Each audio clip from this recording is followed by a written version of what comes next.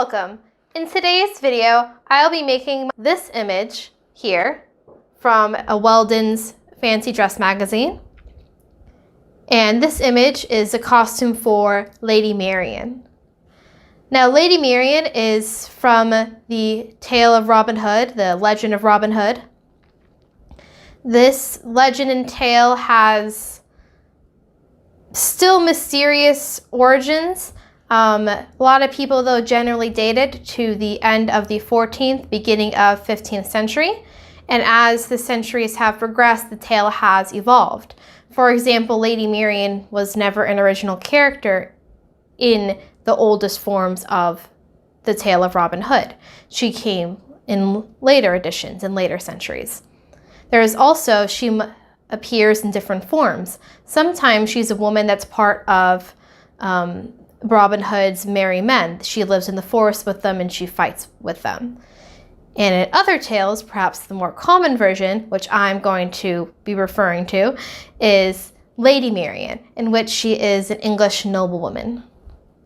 And I'm going to look at my iPad for this to tell you about what aspects of this costume I am creating and what aspects I might differ for the sake of being more historically appropriate for the end of the 14th century. So I dated this costume from the 1920s because of the square neckline, as well as the side dart placement and the obvious drop waist. Those are some things I am going to be changing about this costume. I am going to make the neckline a boat neckline, like would be more historically appropriate. And I am also going to raise the waistline to the natural waist as well. And I'm also going to make it a little bit more figure hugging. That has a lot to do, though, with the cut of the fabric. I am going to keep these sleeves, though, even though traditionally they would be much more fitted to the arm in this century. I do like the typical medieval-esque bell sleeves. Also, this piece of trim is interesting. I don't know why it doesn't go across the entire hem of the garment, but I'm going to put trim across the hem of the entire garment. Also, this girdle, I'm going to keep this, but I am going to extend it so it folds over, and again, a more typical girdle belt of this period. I know why hers doesn't extend, because it is attached, it's holding up the skirt. Going to keep the totally not historically appropriate veil and totally not historically appropriate hair down to your shoulders curled. Then some other things about the costume I'm not going to do is, it seems she's wearing an underdress. And I'm not going to do that just for the sake of time. And also it seems that this might be trimmed with some type of fur. And I'm not going to do this because of time. And also I live at a latitude where having a fur trimmed garment wouldn't be helpful. So I'm not going to do it. And so those are my plans for my making Lady Marian.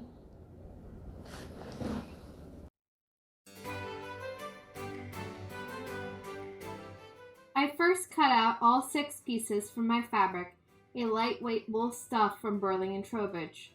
The pattern I am using is a self-drafted one based on my measurements, using instructions from Morgan Donner's How to Draft a Medieval Kirtle video, linked above and below. Here you see me marking out my stitch lines, half an inch away from the edge, using Tailor's chalk. This garment consists of 2 back pieces,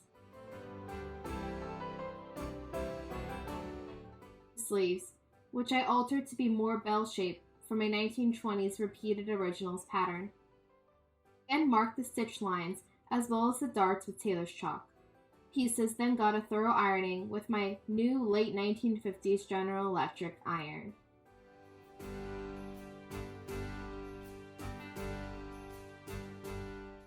I then pinned together the center back seam, matching registration marks at the bust, waist, hip, and every 10 inches below until I reached the hem.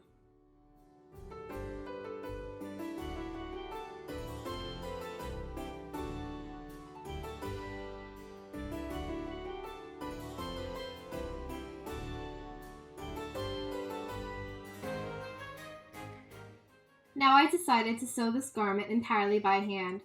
I used 80/30 linen thread from Burling & Trowbridge. I threaded it through my sharp needle, knotted it at the end, and then ran it through a bar of beeswax twice. The beeswax is a very important and necessary step, for it strengthens the thread and reduces knots.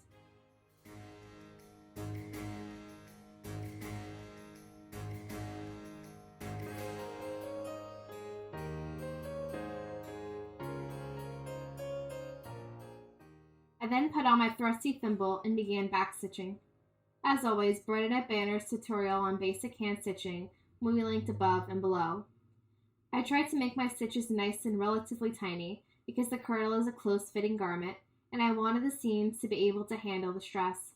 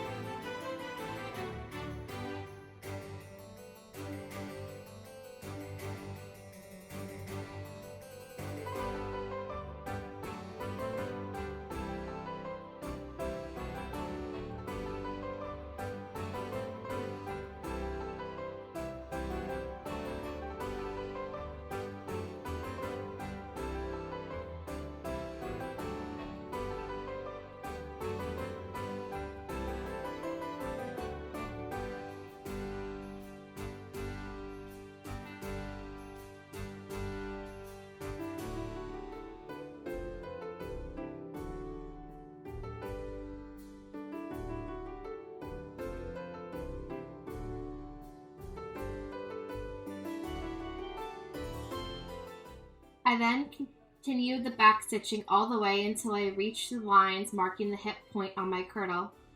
I then switched to using a running back stitch for the sake of time and thread, since the skirt seam wouldn't be under as much stress as the upper part of the seam. Here you see all my lovely hand stitching all the way down the center back, as well as the break point when I switched stitch types. The same process was then repeated for the center front seam.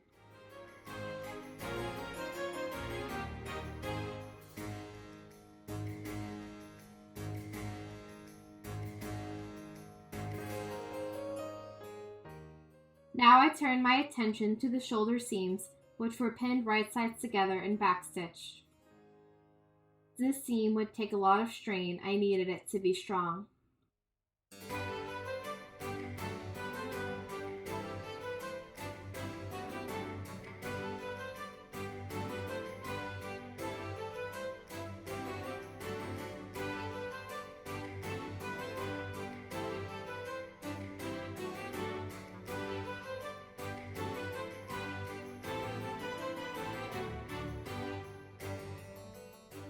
I then ironed the seam open and then towards the back of the kirtle.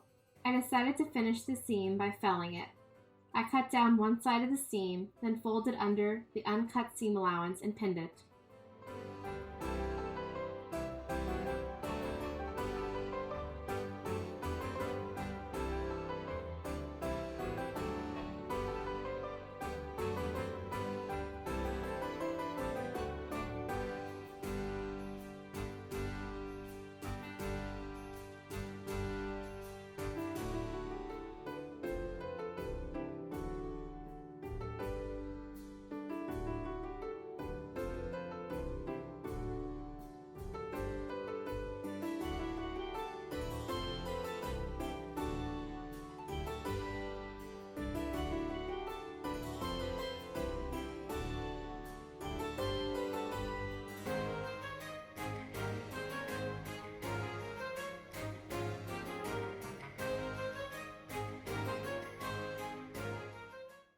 I then sewed it with whip stitches, trying to catch as little threads as possible, so the stitches would show as little as possible from the outside.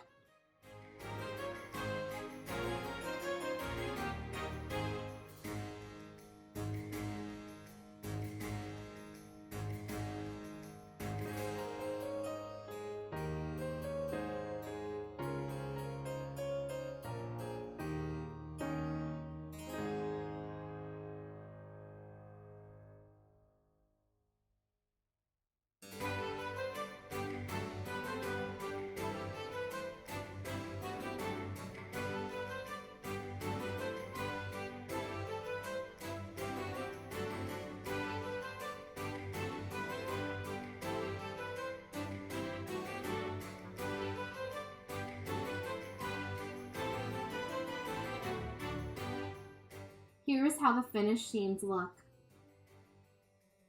Before I sewed the side seams, I wanted to try on my kirtle to make sure that it would fit. Therefore, I pinned and basted the side seams together using contrasting thread and a long running stitch.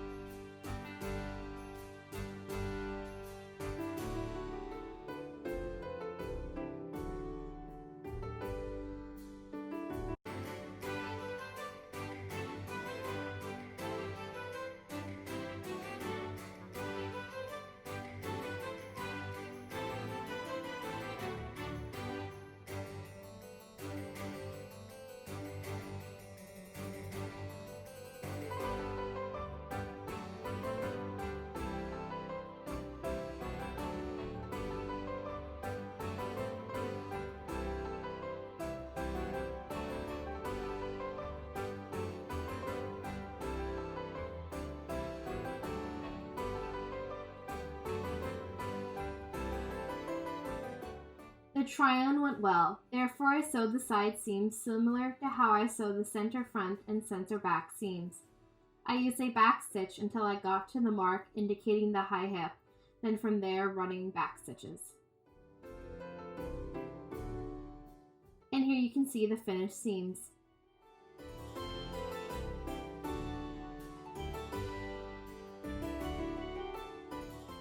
I then finished all 4 seams using pinking shears because this was a costume and I wasn't too worried about historically appropriate seam finishes.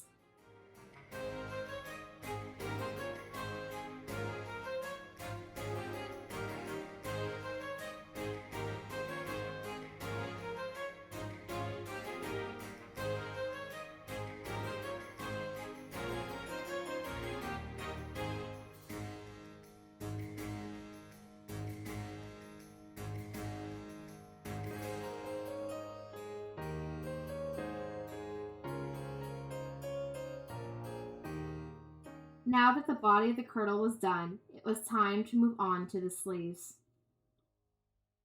I first sewed together the dart, again using back stitches.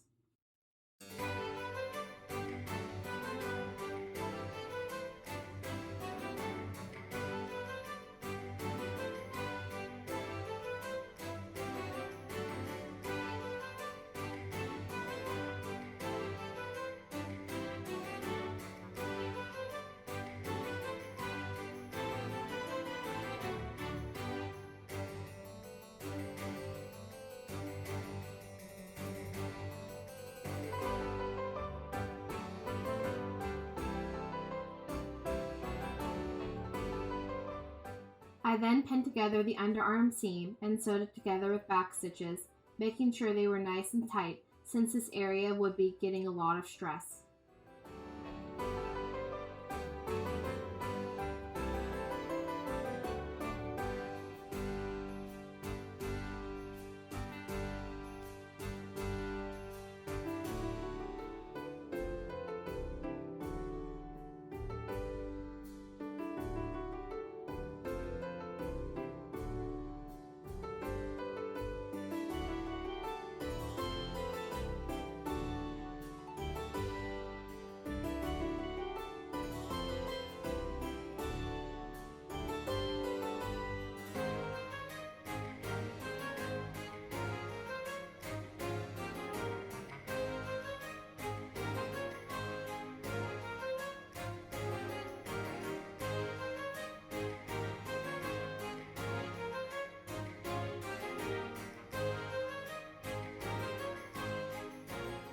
Here is how the seam looked, all stitched together.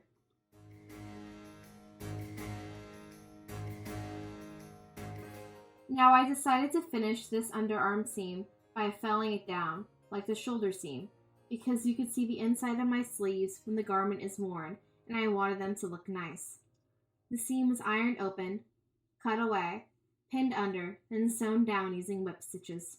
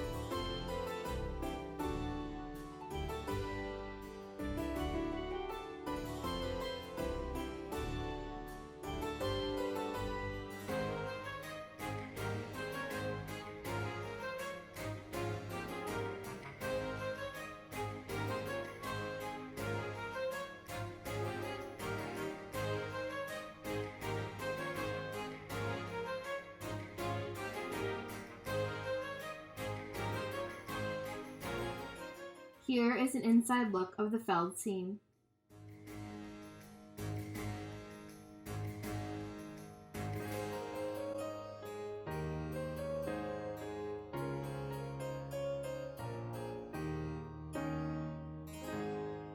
I then hemmed the sleeves by about 1 inch using whip stitches. Once the sleeves were hemmed, I could insert them into the arm side, matching underarm seam to side seam and dart to shoulder seam, making sure the dart folded towards the back of the kirtle. I first basted them in place and tried the kirtle on.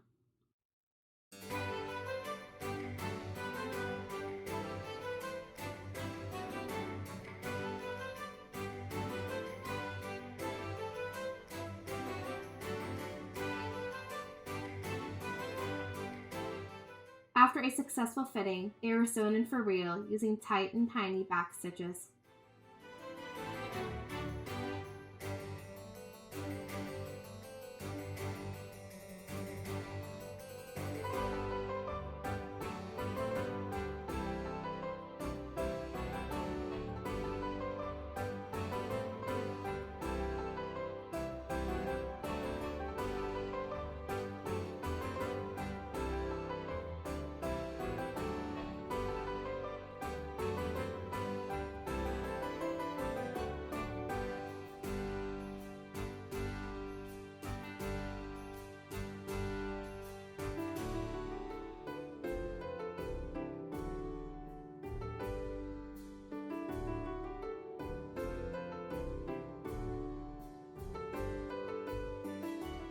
The seam was then pinked to finish. The final step was to hem the kirtle. Here you see me marking out the 1-inch hem using Tailor's chalk.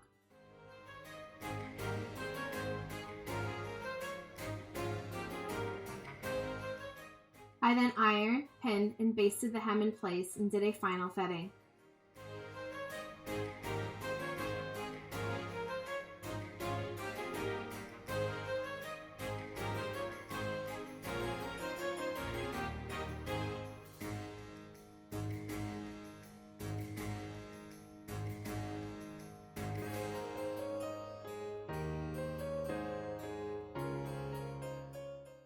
The hem was then sewn in place using whip stitches.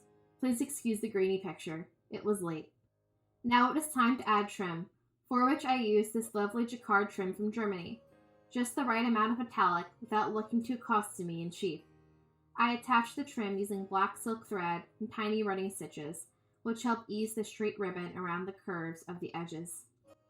I sewed it around the hem and sleeves about 1 inch away from the edge. Then around the neck edge, folding the neckline to the right side of the kirtle by 1/2 inch, then placing the trim right on top, butting it against the neckline.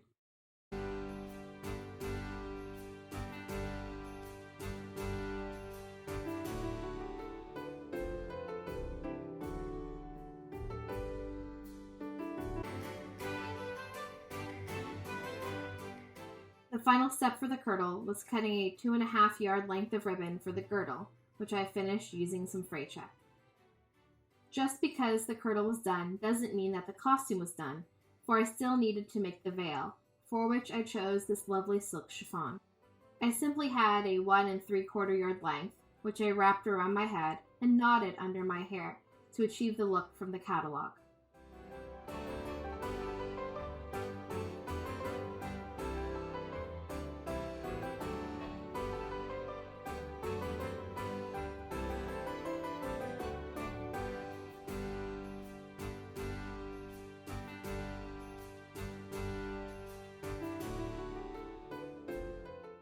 Since I was using the whole length of the fabric, I utilized the selvage and thus only had to finish 2 edges, which I did using white silk thread and a tiny rolled hem.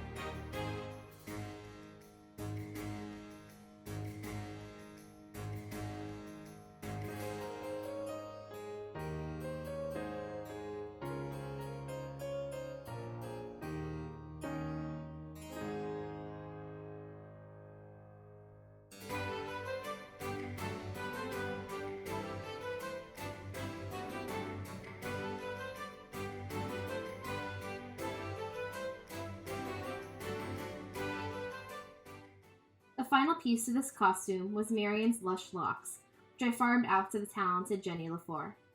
I pinned the hairpiece to my mannequin head and curled it using 1 inch rollers. I steamed them thoroughly and left them to dry overnight.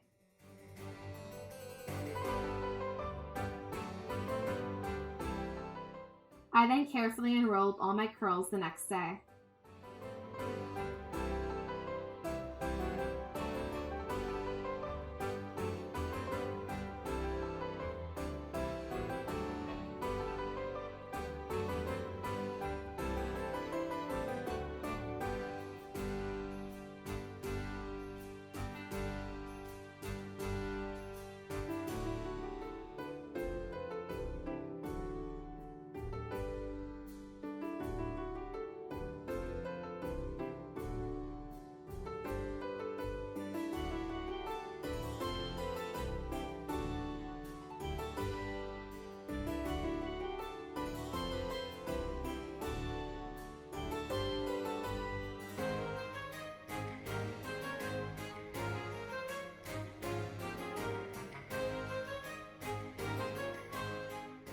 Here's how the curls looked after the rollers were all removed.